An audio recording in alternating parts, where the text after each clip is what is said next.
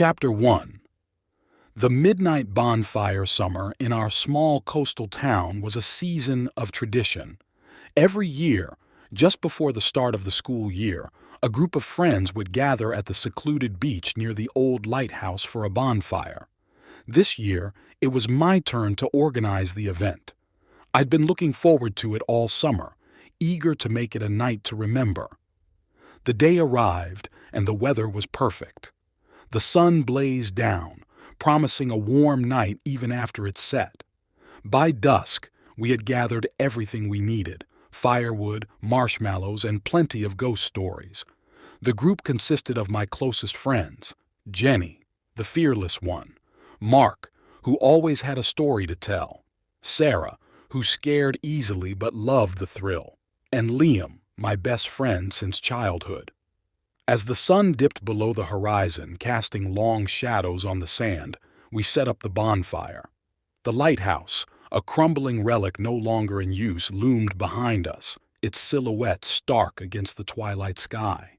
There was something eerie about its darkened windows and weather-beaten exterior, but it added to the atmosphere we sought. By the time the fire was roaring, night had fully settled. The flickering flames cast dancing shadows around us. We toasted marshmallows and swapped stories, each one scarier than the last. It was all good fun until Mark brought up the legend of the lighthouse keeper. "Did you guys ever hear about the old keeper of this lighthouse?" Mark asked, his voice low and mysterious. "They say he went mad one night and disappeared without a trace. Some say he still haunts this place, looking for lost souls to drag into the sea." Jenny laughed, though it sounded forced. "Come on, Mark. You can do better than that." "No, seriously," Mark insisted. "There's more. They say he had a daughter who also vanished that same night.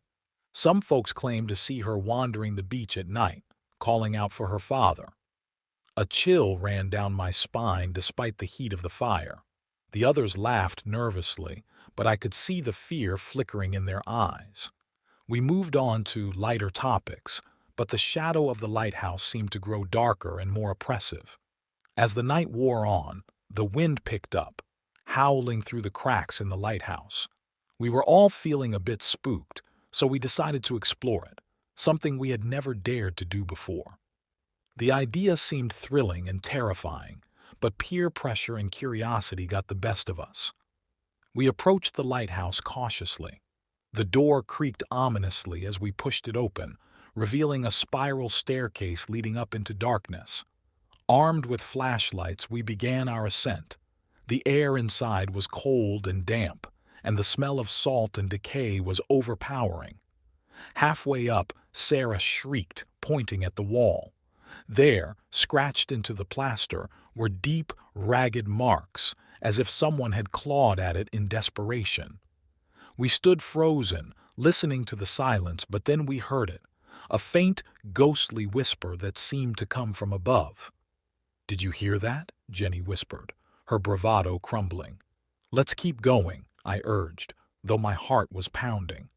We continued up, the steps creaking beneath our weight. The higher we climbed, the stronger the sense of dread grew. Finally, we reached the top. The lantern room was empty, the glass broken and the floor covered in bird droppings and debris. But it was the sight outside that made us gasp. In the moonlight, we saw a figure standing on the beach, staring out at the sea. It was a young girl in a white dress, her hair billowing in the wind. She seemed almost ethereal, her outline shimmering like a mirage. We watched, entranced, as she slowly turned to face us. Her eyes were hollow and dark, and her mouth opened in a silent scream. Suddenly, the door behind us slammed shut with a force that shook the entire structure. The wind howled louder, and the lighthouse seemed to groan. Panic set in, and we scrambled down the stairs, our flashlights flickering. The whispers grew louder, more insistent, echoing through the narrow stairwell. We burst out of the lighthouse, gasping for breath. The bonfire had dwindled to embers, casting eerie shadows on the sand. The girl was gone, but her presence lingered, a cold, palpable force. "Let's get out of here," Liam said, his voice shaking. We hurried to gather our things, but as we turned to leave, we saw him, the lighthouse keeper. He stood at the water's edge, staring at us with eyes that seemed to glow in the dark. His face was twisted in a grimace of rage and sorrow. We ran, our footsteps pounding against the sand. The whispers followed us, growing louder, more frantic. When we finally reached the safety of the main road, we stopped to catch our breath. The whispers faded, but the fear remained, etched into our minds. None of us spoke on the ride home. The night had gone from a fun-filled adventure to a nightmare we would never forget. The legend of the lighthouse keeper and his lost daughter was no longer just a story. It was a haunting reality that we had witnessed firsthand. That summer night, we learned that some stories are better left untold, some places better left unexplored.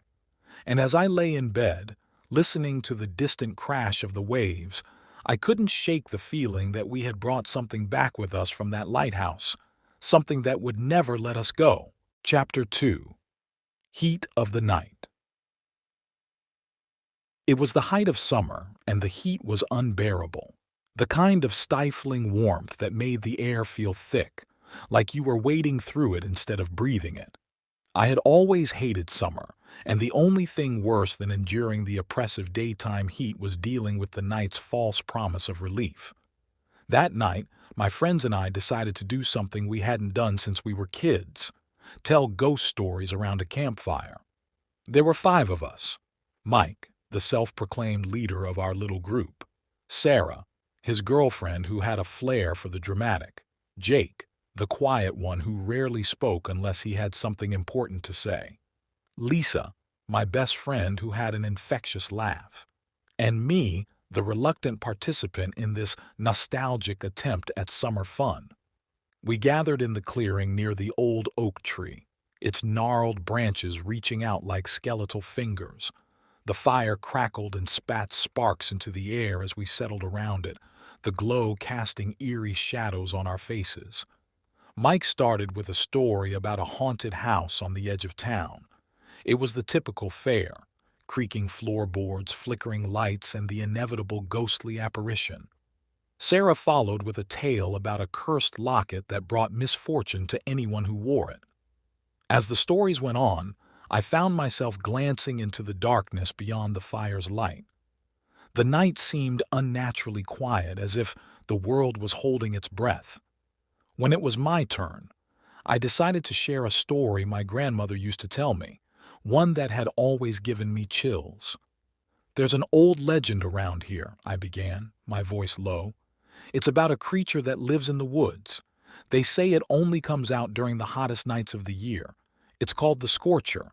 According to the legend, it was once a man who made a pact with the devil to bring unending summer. But the price was his humanity. Now he roams the woods, searching for those who dare to venture out in the heat of the night. They say he feeds on their fear, drawing out their life force until there's nothing left but a withered husk."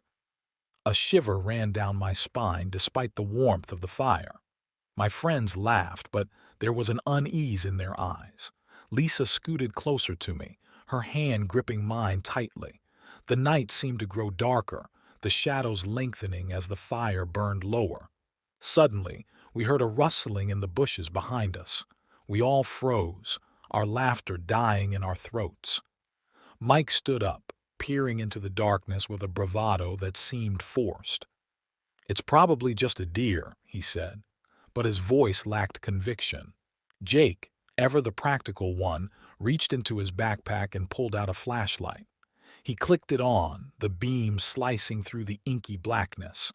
The rustling grew louder, and then, without warning, a figure burst from the bushes. We screamed, but our cries turned to laughter when we realized it was just a stray dog. It wagged its tail, looking at us with pleading eyes. Mike let out a relieved chuckle and knelt to pet it. The tension broke, and we all started to relax again, teasing each other for being scared. But then, the dog's ears pricked up and it growled low in its throat, staring into the darkness. The hairs on the back of my neck stood up. I followed its gaze and saw something moving between the trees. It was too dark to make out clearly, but it was tall and seemed to be watching us. "Did you see that?" I whispered, my voice trembling. The others turned, squinting into the night. The flashlight beam wavered as Jake's hand shook. "There's nothing there," Sarah said, though she didn't sound convinced. Mike, always the brave one, stepped towards the trees. "I'll go check it out," he said. "No." I grabbed his arm, my heart pounding. "Don't go out there. What if it's the Scorcher?" He laughed, but it was a nervous, hollow sound. "It's just a story." But as he moved towards the darkness, the dog's growl grew louder. It barked, backing away from the trees, its fur bristling. Mike hesitated, then stopped, glancing back at us. "Maybe we should just call it a night," Jake suggested, his eyes wide. Sarah nodded vigorously, and even Mike seemed relieved. We quickly doused the fire, the darkness closing in around us. The dog followed us as we made our way back to our cars, its presence oddly comforting. Just as we reached the clearing's edge, I heard it, a low, guttural growl that seemed to come from all around us. The air grew hotter, almost suffocatingly so. I turned, my flashlight beam sweeping the trees, and that's when I saw it. A figure, impossibly tall and thin, its eyes glowing like embers. It stood just at the edge of the light, watching us. I felt a wave of fear so intense it was like a physical blow. My knees went weak and I staggered back. "Run!" I shouted, but my voice was barely more than a croak. We bolted for our cars, the creature's eyes following us. The dog barked and growled but didn't chase us. We piled into our vehicles, hearts racing, and tore out of there as fast as we could. As we sped down the dark, winding road, I glanced in the rearview mirror. For a moment, I thought I saw those glowing eyes following us, but then they vanished into the night. We never spoke about that night again. The dog stayed with me, a constant reminder of the horror we'd narrowly escaped. I moved away from that town as soon as I could, but I'll never forget the heat of that night or the terror that lurked in the shadows. And every summer, when the nights grow unbearably hot, I can't help but wonder if the Scorcher is still out there, waiting for his next victim. Chapter 3. The Lake's Whisper. Every summer, my friends and I gathered at the secluded lake nestled deep within the forest. It was a ritual we had upheld since our high school days. This summer was no different. We were in our early 20s now, but the allure of the lake, the isolation, and the tradition drew us back like a moth to a flame. We packed our gear, beer, and an overabundance of snacks, ready for a weekend of campfires and laughter. It was the first night when things started to feel off. The air was heavy with the scent of pine and the distant hoot of owls. We had set up our tents and were sitting around the campfire, its light flickering against our faces, casting long shadows into the forest. The stars twinkled above us in a clear sky, a beautiful contrast to the darkness below. Dave, our self-appointed storyteller, began weaving one of his legendary tales. "They say this lake is haunted," he started, a sly grin on his face. "Years ago, a young couple disappeared here, never to be found again. Some say they were taken by the lake itself. Others claim they were victims of something far more sinister." "Yeah, right," laughed Sarah, rolling her eyes. "You say that every year." "But this time, it's different," Dave insisted. "I've heard from some locals that they've seen strange lights in the water, heard whispers coming from the depths at night." The fire crackled as if in agreement, sending a shower of sparks into the air. We laughed, but there was an edge to it, a nervousness that lingered in the back of our minds. As the night deepened, the forest around us grew eerily quiet. The usual chorus of nocturnal creatures seemed to fade away, replaced by an oppressive silence. We decided to call it a night, retreating to the comfort of our tents. I could hear the gentle lapping of the lake against the shore, a soothing sound that lulled me to sleep. I awoke to the sound of whispers. At first, I thought it was a dream, the remnants of Dave's story playing tricks on my mind. But the whispers grew louder, more insistent. I sat up, heart pounding in my chest, and strained to listen. It was coming from the lake. Curiosity got the better of me. I slipped out of my sleeping bag and unzipped the tent as quietly as possible. The air was chilly, a stark contrast to the warmth of the previous day. The moon hung high in the sky, casting an eerie glow over the water. I walked towards the shore, my bare feet sinking into the damp sand. As I approached, the whispers grew clearer, though I couldn't make out the words. It was as if the lake itself was calling to me. I stood at the edge, peering into the dark water, and that's when I saw them. Two glowing orbs like eyes staring back at me from the depths. I stumbled back, fear gripping my heart. The whispers intensified, filling my mind with incoherent babble. I wanted to run, to wake my friends, but I was rooted to the spot, mesmerized by the eerie lights. Suddenly, a hand grabbed my shoulder. I screamed, turning around to find Dave standing there, a concerned look on his face. "What the hell are you doing out here?" he asked. I pointed to the lake, but the glowing orbs had vanished. The whispers were gone too, leaving only the sound of the wind rustling through the trees. "I heard, I saw," I stammered, unable to find the right words. Dave sighed, leading me back to the campfire. "It's just your imagination. This place can get to you at night. Come on, let's get back to sleep." Reluctantly, I followed him, but sleep didn't come easily. The next day, I tried to shake off the events of the night. We spent the day swimming and hiking, the sunlight dispelling the shadows of fear. But as night fell, the sense of unease returned. We gathered around the campfire once more, though the laughter was more subdued.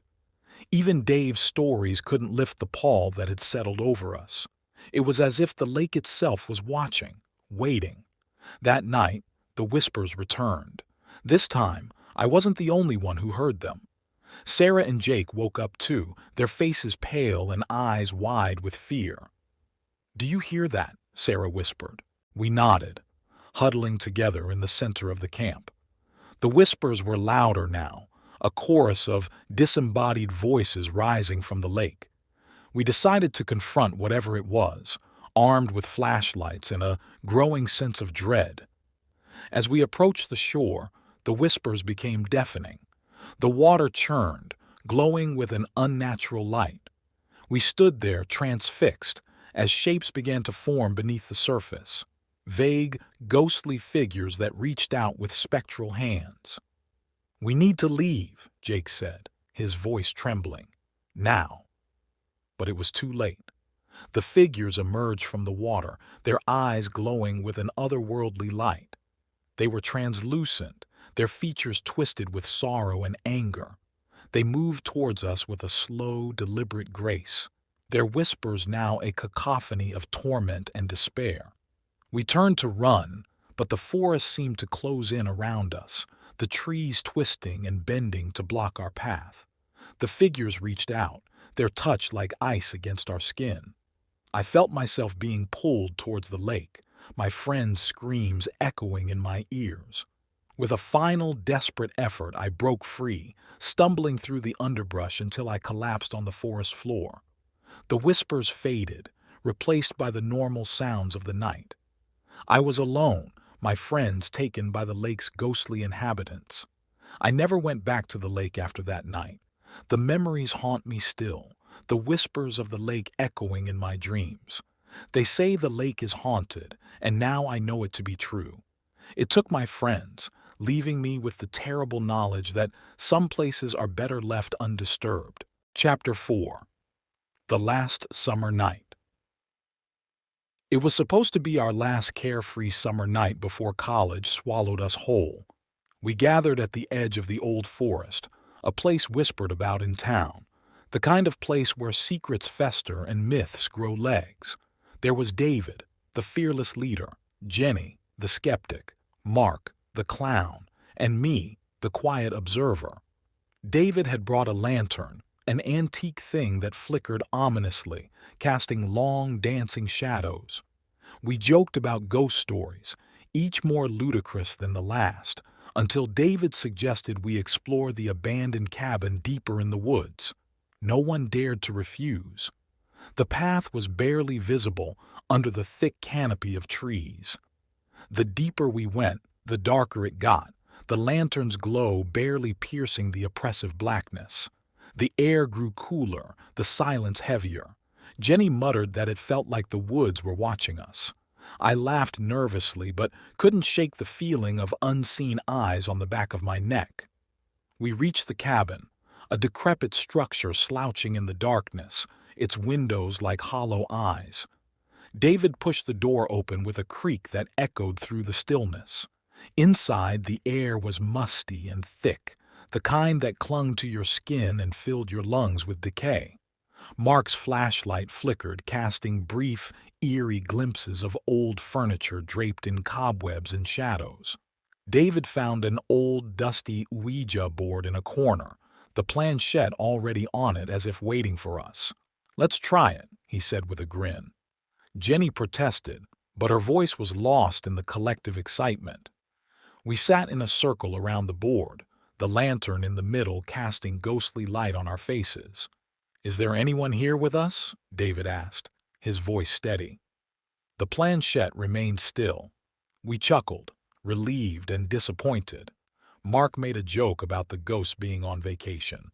But then it moved, slowly, deliberately, to yes. We exchanged uneasy glances, but David's excitement was contagious. "What is your name?" he asked. The planchette spelled out Alice. My heart raced. The stories we'd heard about the girl who went missing in these woods decades ago, her body never found, resurfaced in my mind. Jenny looked pale, her skepticism melting into fear. "How did you die?" David asked, his voice now trembling. "Murder," the board replied. The room seemed to grow colder, the shadows deeper.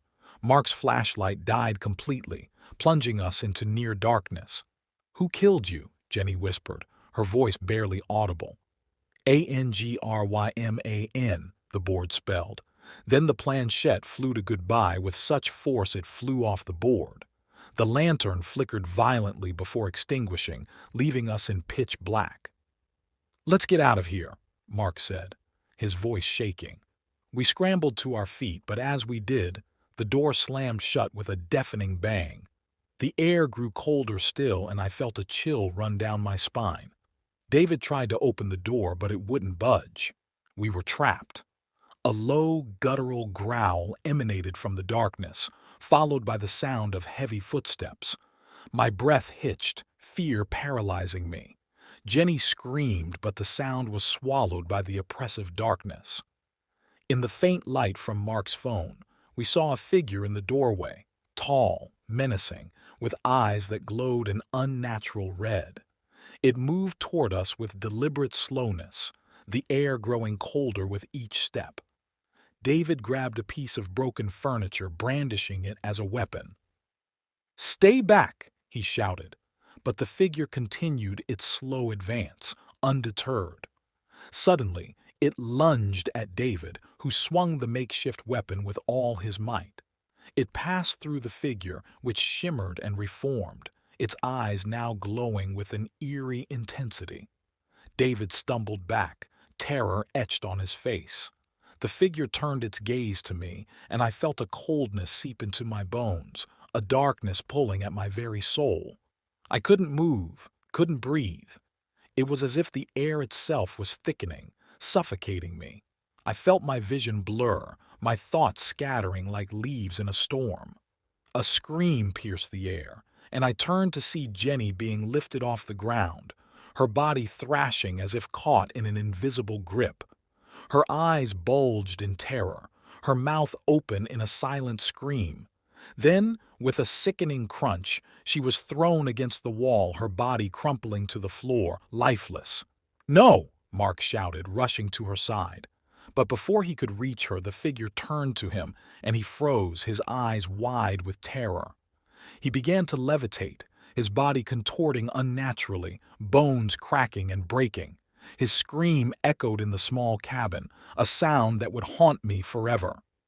David grabbed my arm, pulling me towards the door. "We have to get out of here," he yelled. I stumbled after him, my legs weak, my mind numb with fear. We reached the door, and to our astonishment, it swung open easily. We burst out into the night, the cool air hitting us like a slap. We didn't stop running until we reached the edge of the forest, collapsing in a heap, gasping for breath. The cabin loomed behind us, dark and silent, as if nothing had happened. But something had. We had lost Jenny and Mark. We had encountered something beyond our comprehension, something that had left its mark on us forever.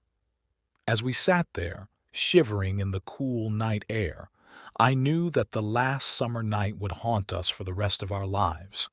And somewhere, deep in the forest, the cabin waited for its next visitors, the darkness within it growing ever more hungry.